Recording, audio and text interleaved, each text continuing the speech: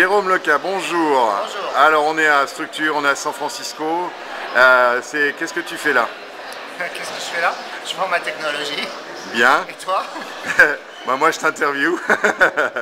Donc en fait tu es dirigeant de CEO de Scality, une belle histoire, on aura un peu plus d'explications dans le texte, mais est-ce que tu peux nous expliquer ce qu'est Scality et ce que tu fais là? Alors Scality est une start-up française qui est venue à San Francisco, qui a une quarantaine d'employés aujourd'hui. Et ce qu'on fait, c'est une infrastructure de storage pour les cloud services.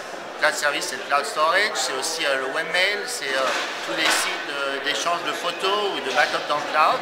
Et tous ces services qui offrent des services aux particuliers et aux entreprises à travers le cloud ont eux-mêmes besoin d'une plateforme de stockage. C'est ça qu'on fait.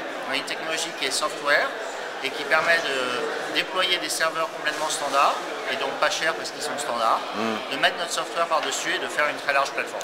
Alors ce que j'aime bien dans l'histoire, c'est que tu es à l'origine patron d'une boîte française, et dans un des, on va dire, un des domaines technologiques quand même assez compétitifs aux États-Unis, tu viens un petit peu bien faire ton marché ici en ayant implanté, en ayant déjà une belle activité, on va dire.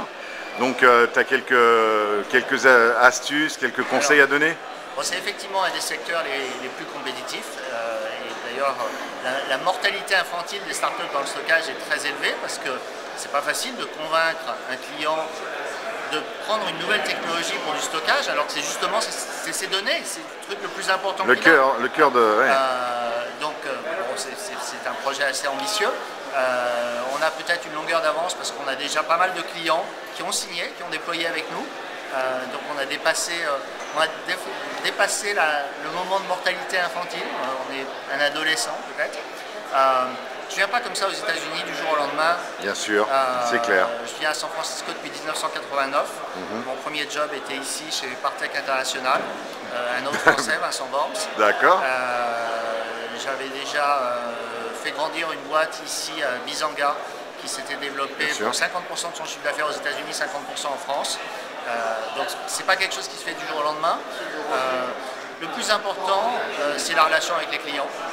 On connaît beaucoup d'opérateurs de services aux États-Unis, des relations qui se construisent sur la durée, sur les années. Voilà. S'il y a un truc à donner aux patrons de boîtes françaises qui peuvent envisager d'aller aux États-Unis, c'est qu'il faut que le patron se déplace lui-même.